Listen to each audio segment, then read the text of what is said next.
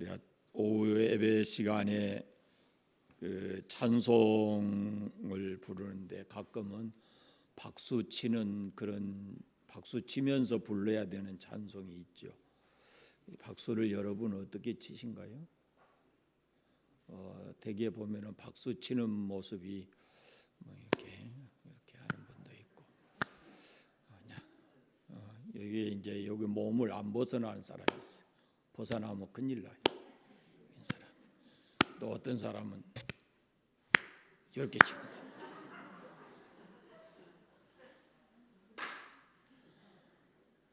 뭐 어떤 게 제일 보기 좋아요? 그렇지. 이렇게 좀 그렇게 쳐야 그래도 본인도 저 힘이 있을 것 같고, 박이방 권사님 안 시켜도 그냥 하고 치니까 어깨까지 그냥 들썩들썩하면서. 어떤 목사님에게 그 섬기는 교회 성도로부터 편지 한 통을 이렇게 받았어요. 그런데 이 편지 아주 예쁜 편지지에다가 아무 사연도 없이 그냥 주기도문만 이렇게 쭉 써놓았어요. 처음부터 끝까지. 편지를 받고 목사님이 도대체 뭔 소린가, 내가 뭐 성도가 목사에게 주기도문을 써서 보낸 편지 뭔 까닭이 있을까요?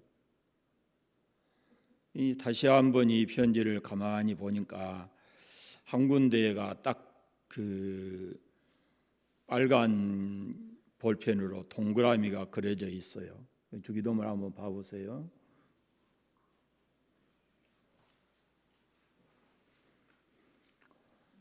여기 옛날 주기도문요. 위에 거 보시면 우리 죄를 사하여 주시옵고 그러죠.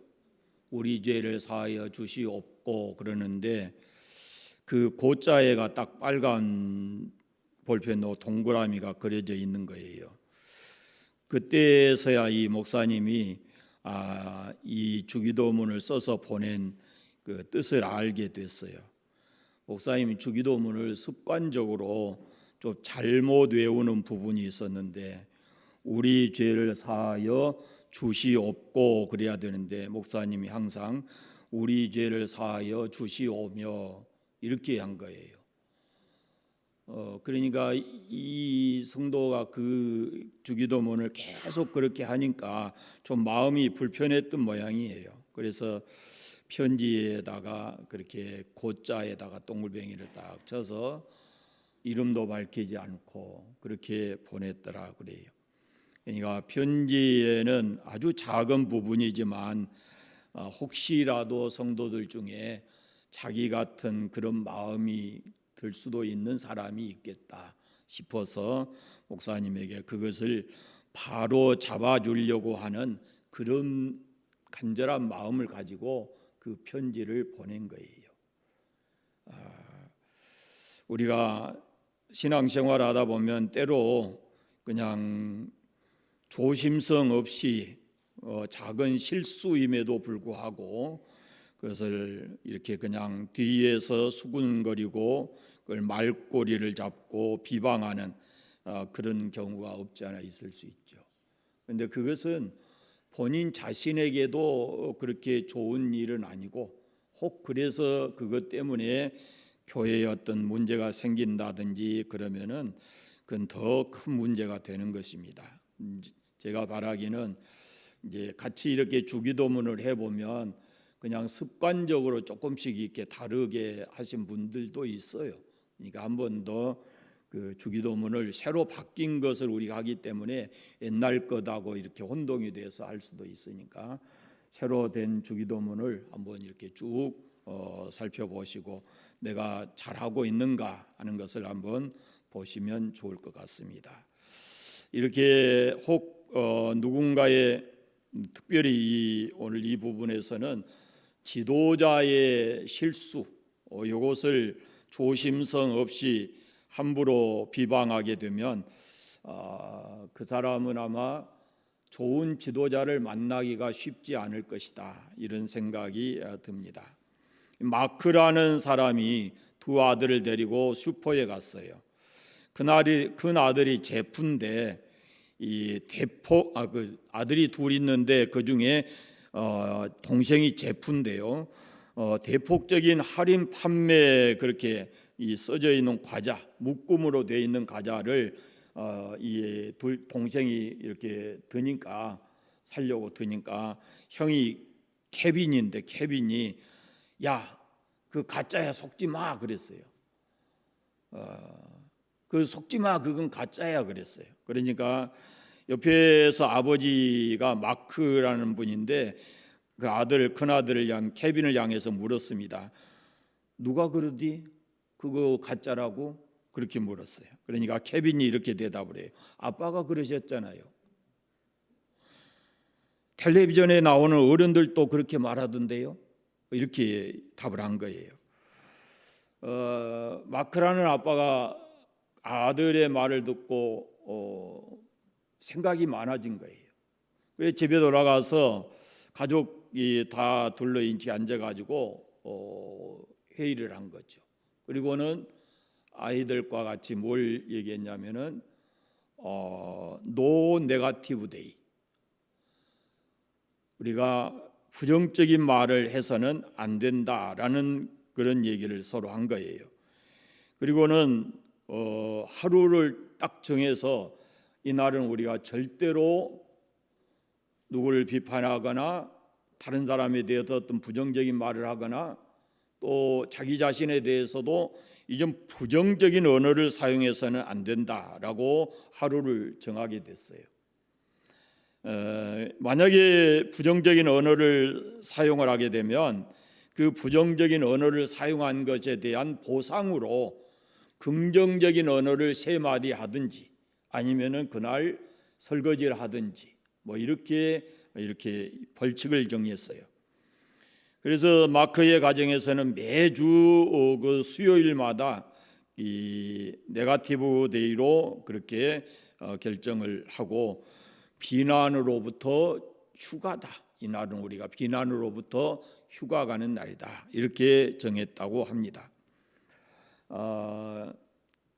기억하시겠지만 오늘 말고 지난주 낮예배 때 말에 대한 말씀을 드렸죠. 침묵 이런 것들.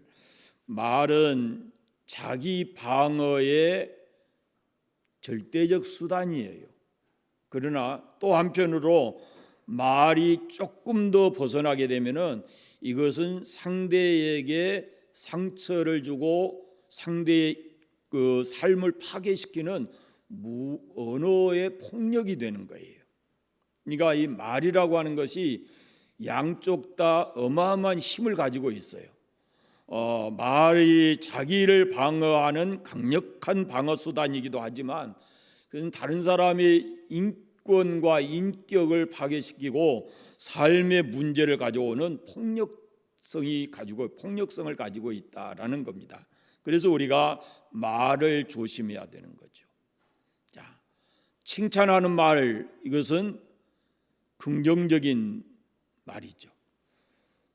그러나 비방하고 비판하는 것은 이것은 그 속에 폭력성을 가지고 있어요. 만약에 직접 하는 것이 아니면 조금 그 폭력성에 조금 덜 되겠지만은 그러나 직접 대놓고 한다 그러면은 그것은 굉장한 힘을 가지고 있는 겁니다. 오늘 우리가 읽은 말씀에 바로 그런 내용들이 나옵니다. 비난에 대한 이야기예요. 비방하는 이야기. 이 비방이라고 하는 것은 아무것도 이룰 수가 없어요. 이것도 하나의 습관적일 수가 있거든요. 비난, 비방 이런 것을 습관이 된 사람은 이건 지도자가 돼서는 안 될 그런 사람들일 수 있어요. 그런데 사사건건 좋은 점은 보지 않고 좋지 않는 점을 보고 그것만을 이렇게 얘기하는 그런 습관적 그런 태도를 가진 사람들이 없지 않아 있다라는 겁니다. 자, 오늘 말씀 보겠습니다. 모세를 비방한 사람이 누굽니까? 미리암과 아론은 모세와 어떤 관계입니까? 형하고 누나입니다. 모세가 비방을 받게 된 원인이 무엇입니까? 구스 여자를 취해서. 예. 자, 어디 보면은 모세가 이방인인 구스 여인을 취한 것은 비방을 받아서 마땅한 일처럼 보입니다. 지도자가 몸가짐을 잘해야 되지요. 선민으로서 또 이방 여인을 아내로 취한다고 하는 것은 그렇게 아름다워 보이는 일도 아닌 것이죠. 미리암과 아론이 생각하기에 이 이방 여인과 결혼하는 것은 그것은 하나님의 영광을 가리는 일이다 이렇게 생각했을 거고, 적어도 우리의 지도자로서는 그런 행동을 해서는 안 된다라고 판단을 했을 겁니다. 그럼에도 불구하고 다른 사람을 비방하는 것은 많은 위험성을 내포하고 있다라는 겁니다. 지도자를 비방하는 것은 더더욱 그렇다라는 거거든요. 비방하는 것은 그 사람을 정죄하는 것입니다. 이 정죄한다고 하는 것은 우리의 몫이 아니고 이것은 하나님만이 하실 수 있는 그런 몫이거든요. 그러니까 사람이 다른 사람을 정죄하는 것은 자칫 자기를 하나님 자리에, 가장 높은 그런 자리에 올려놓은 그런 태도가 되는 거예요. 이 보면은 미리암과 아론이 나옵니다. 순서가 어떻게 될까요? 미리암이 누나일까요? 아론이 오빠일까요? 동생일까요? 혹시 아신 사람 있어요? 그때 같이 살아본 사람 없어요? 아론이 제일 우지요. 같이는 안 살았어도 성경 속에 나와 있는데 아론, 미리암, 모세 뭐 이런 순서로. 그런데 잘 보시면요. 그런데 누가 먼저 나와요? 미리암이 먼저 나옵니다. 그러니까 그 일에 앞장서 비방을 한 사람이 누구겠어요? 미리암이에요. 더군다나 이 보면은 우리 성경에는 잘 이거 표현되어 있지 않는데요. 미리암이 그 비방하다는 동사가 여성형으로 되어 있다 그래요. 이게 난 이거 잘 모르겠어요. 남자가 다른 사람을 비방할 때 쓰는 언어하고 여자가 비방할 때 쓰는 언어하고 조금 다릅니까? 몰라요. 안 해봤어요. 아마 그런 것이 있는가 봐요. 그러니까 이 비방하다는 언어를 히브리서에 그 히브리 언어로 여성형 동사를 썼다 그래요. 그러니까 여자의 언어로 아마 비방을 한 것 같다 이렇게 보고 있습니다. 그러니까 또 이것을 보면은 하나님께서 이 두 사람에 대해서 벌을 내릴 때도 누구에게 더 과한 벌을 내려요? 미리암에게요. 그러니까 미리암이 앞장서서 이 모세의 행위를 비방했다라는 것을 우리가 이렇게 상황을 보면은 알 수가 있습니다. 그러니까 다른 사람을 비방하는 그것도 좋은 일은 아니죠. 그런데 또 여기다가 어땠어요? 아론을 끌어들였잖아요. 끌어들여가지고 같이 지금 비방하는 그룹을 만든 거예요. 그래서 이 모세를 비방을 하게 되었다라는 겁니다. 좀 상황이 좀 그렇게 썩 좋아 보이지는 않는다라는 그런 얘기입니다. 모세가 비방을 받은 또 하나의 원인이 있어요. 뭐 이건 비방 받을 일이 아닌데 아론과 이 미리암의 잘못이거든요. 사실은 아론과 미리암이 모세를 비방하고 나선 일이 또 하나 있어요. 2절에 보시면 뭐예요?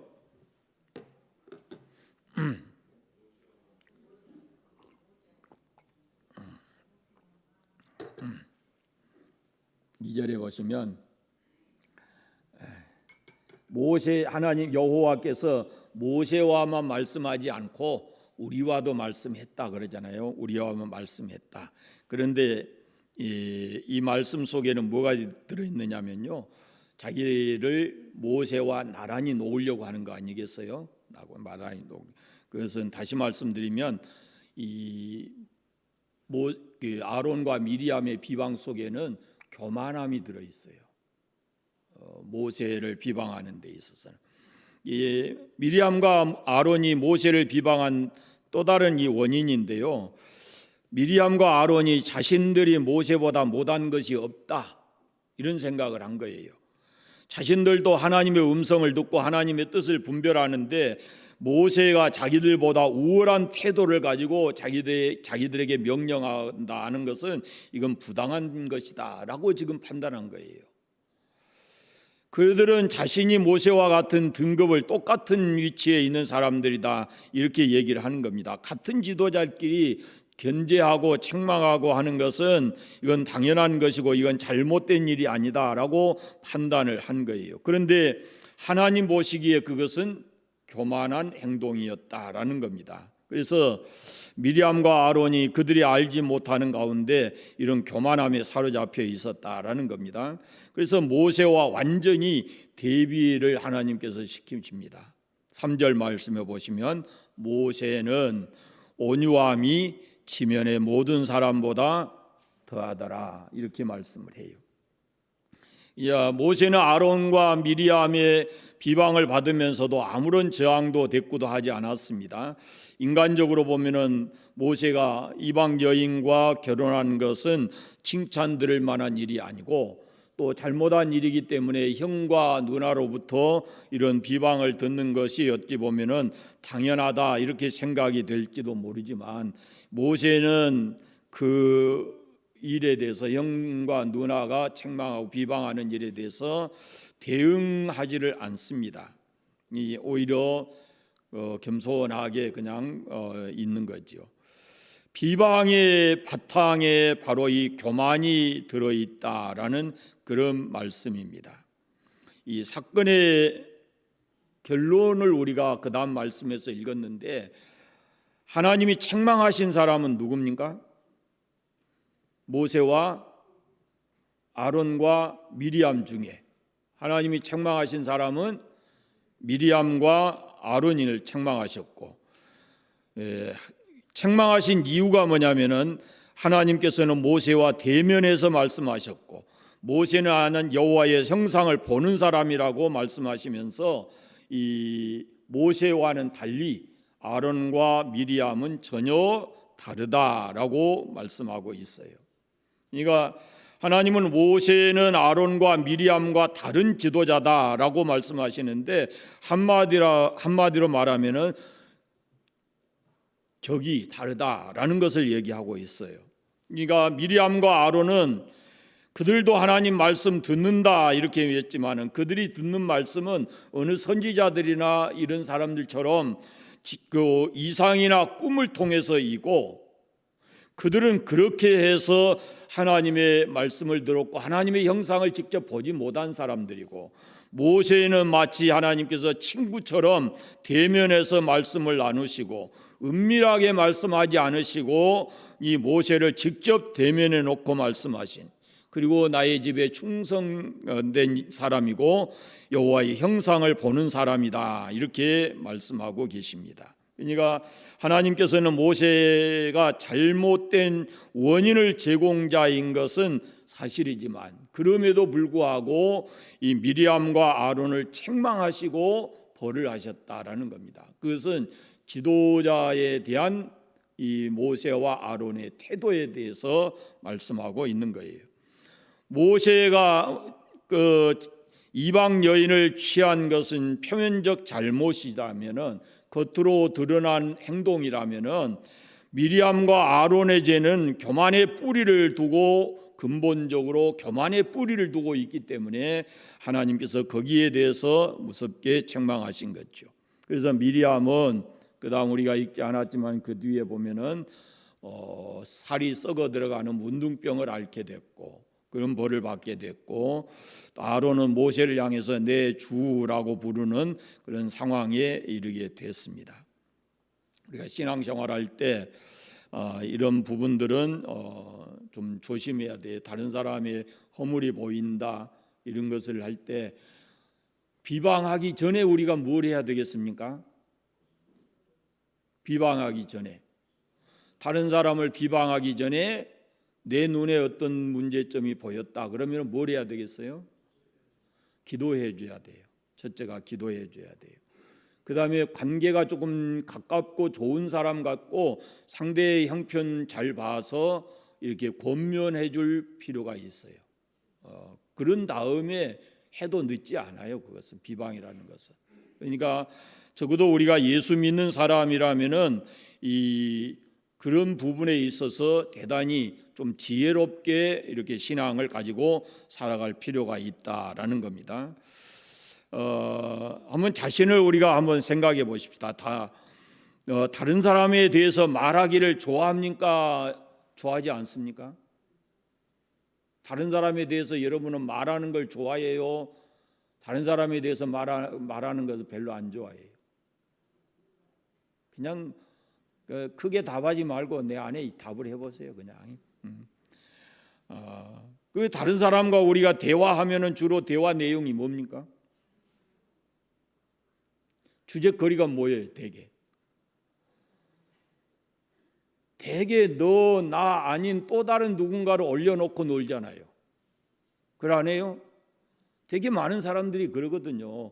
나의 이야기를 상대방에게 잘 오픈해서 말하는 사람 그렇게 많지가 않고, 자기 이야기를 나한테 얘기하는 것은 이건 어떤 상황이, 이 관계가 어떤 관계냐에 따라서 할 수도 있고 안 할 수도 있어요. 그런데 잘 안 하거든요. 그런데 이렇게 만나서 얘기하다 보면 주로 상대가 누구냐면은 제3자, 이런 경우가 되게 많아요. 남의 말 좋아하기를 우리가 좋아하는 습성을 다 가지고 있어요. 그리고 그 말의 끝에는 그 사람을 칭찬하고 좋아하는 얘기를 하는 것보다 그 사람의 허물을 이야기하는 것으로 끝나는 경우가 많이 있습니다.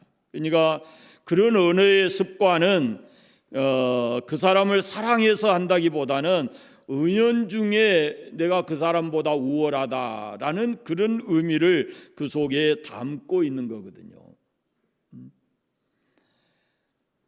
내가 진정으로 그 사람을 사랑한다면은 그 사람에게 허물이 보였을 때 말씀드린 대로 먼저 기도해 줘야 되고, 그리고 혹 가능할 수 있는 그런 관계라 그러면은 단둘이 있었을 때 아주 조심스럽게 그것을 지적해서 고칠 수 있도록 도와줘야 된다라는 그런 말씀입니다. 다른 사람의 허물을 이야기할 때 정작 당사자는 모르는 경우가 많잖아요. 두 사람이 만나서 이야기할 때 누군가 제3자에 대해서 이야기할 때 그 제3자는 그것을 모르는 경우가 있잖아요. 그런데 만약의 경우 이 제3자에 대한 이야기가 이렇게 돌아 들어가 알게 된다면 이것은 대단히 큰 마음의 상처가 되고 또 관계가 아주 악화될 수가 있는 그런 문제거든요. 사랑하는 마음이 있다면은 그런 것은 좀 조심해야 된다라는 그런 말씀입니다. 혹시라도 우리가 나에게 어떤 비난, 억울하게 비방, 오해를 받거나 비난을 받았을 때 모세처럼 우리가 할 수 있는지 모르겠어요. 모세는 직접 행동했잖아요. 행동을 지적한 거거든요. 그랬을 때 그가 대꾸하지 않고 이렇게 잘 받아 넘겼거든요. 그 비난을 참지 못해서 우리가 더 큰 문제가 이렇게 일어날 때가 너무 많이 있습니다. 비난이라고 하는 것은 참기가 그렇게 쉬운 일이 아닙니다. 누가 뭔 얘기를 해서 직접 비난을 하게 되면 또 이건 참기가 그렇게 쉬운 게 아니에요. 그걸 잠재우는 방법이 그런데 이 맞대응하는 것이 아니라 그냥 이게 침묵하고 있으면 어느 땐가는 그것이 근거가 없는 것이라면은 그 비난은 금방 사라질 거예요.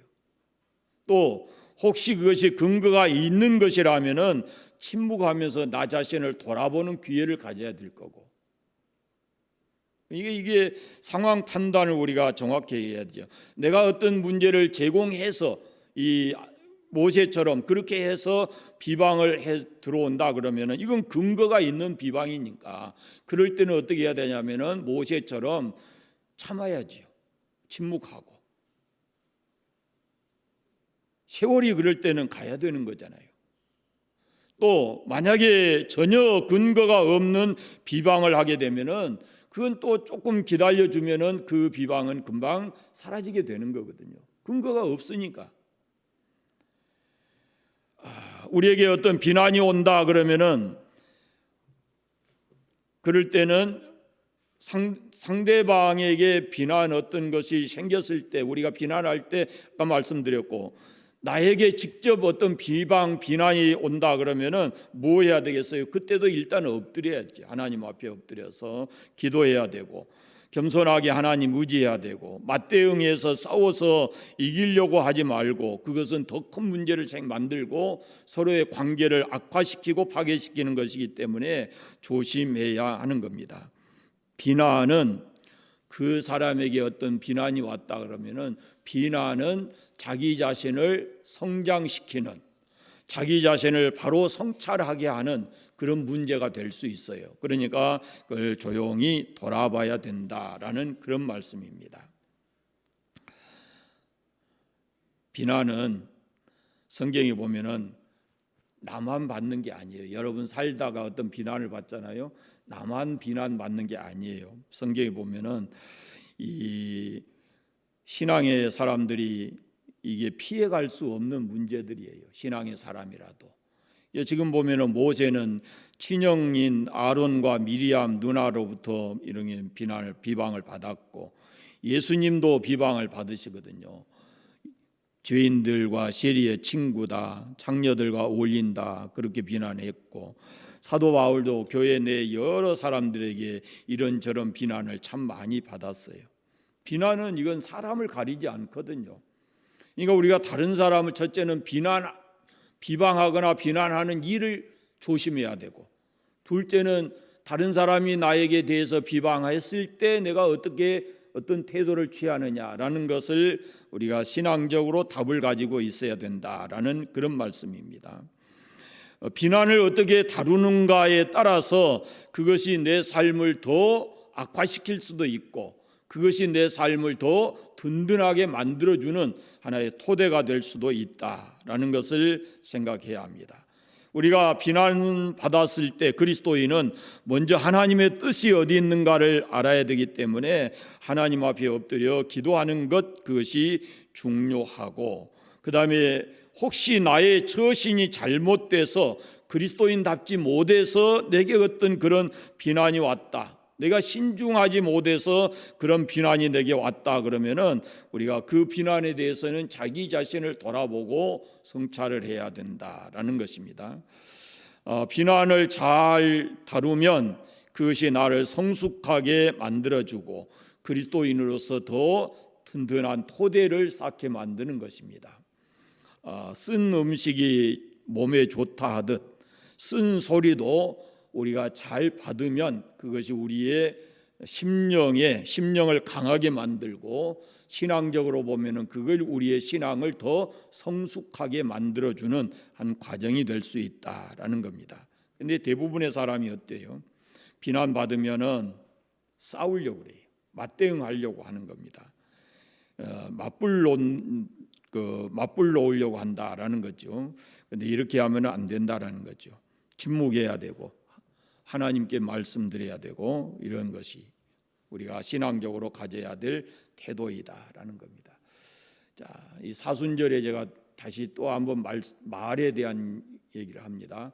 첫째는 말을 줄이는 것이 중요하다, 필요하다. 이게 침묵하고 하는 이런 훈련이 필요하고 또 하나는 말을 할 때 이렇게 상처가 되지 않는 어떻게 격려가 되고 힘이 되고 칭찬될 수 있는 그런 말을 우리가 해야지 다른 사람에게 상처를 주거나 다른 사람의 삶을 파괴시키는 그런 말을 되도록이면 하지 않아야 된다라는 것을 생각하십시오. 다른 사람을 비난하기 전에, 비방하기 전에 그 사람의 좋은 점을 찾아보시고 긍정적인 면을 들여다보시면 좋을 것 같고, 또 혹시라도 다른 사람이 누군가가 또 다른 제3자를 비방하려고 할 때 거기에 절대로 동조하지 마십시오. 동조하지 마십시오. 정확하지도 않는 일을 올려놓고 이렇게 맞장구 치다가 공범이 되거나 이렇게 그 일에 함께 협력하는 그런 사람이 돼서는 안 될 것입니다. 다른 사람과 이 험담하는 얘기를 많이 하는 사람과는 좀 거리를 두는 것이, 그것이 오히려 좋을 것이다라는 겁니다. 그런 사람과는 대화도 줄이고 하는 것이 좋을 것입니다. 자, 이번 한 주간 살면서 다른 사람 많이 칭찬하고 격려하는 그런 삶을 사시고, 다른 사람에게 혹시라도 상처가 되거나 아픔이 되는 말을 줄여 이렇게 안 하시는 한 주간이 되시면 좋겠습니다. 기도하겠습니다. 감사합니다. 하나님 아버지, 오늘 거룩한 주일 이 시간까지 주님의 은혜 가운데 있게 하시고 오늘 또 말씀을 함께 나누었는데, 하나님 아버지, 이 한 주간도 우리가 하루하루 살아가면서 나와 인생길을 동행해 주시는 주님을 마음껏 감사하고 찬송하며 살아갈 수 있게 하시고, 또 우리가 이 땅에서 신앙으로든지 어떤 면에서든지 관계를 맺고 있는 사람들, 그들을 칭찬하고 격려하며 이 한 주간 살아갈 수 있게 해 주시기를 원하옵고 기도합니다. 혹시라도 우리가 부족하고 어리석어서 다른 사람에게 상처될 만한 말 하지 않도록 성령 하나님께서 미리 깨닫게 해주시고 절제할 수 있는 저희들 되게 하여 주시옵소서. 이 한 주간이 우리의 삶이 보다 더 주님 앞에 한 걸음 더 나아가는, 그래서 주님의 모습을 닮고 배우는 그런 귀한 시간들 되게 하여 주시옵소서. 돌아가는 발걸음 인도해 주시고 삶의 연장이 늘 즐겁고 행복한 삶이 되게 해 주시기를 간절히 원하옵고 예수 그리스도의 이름으로 기도드립니다. 아멘.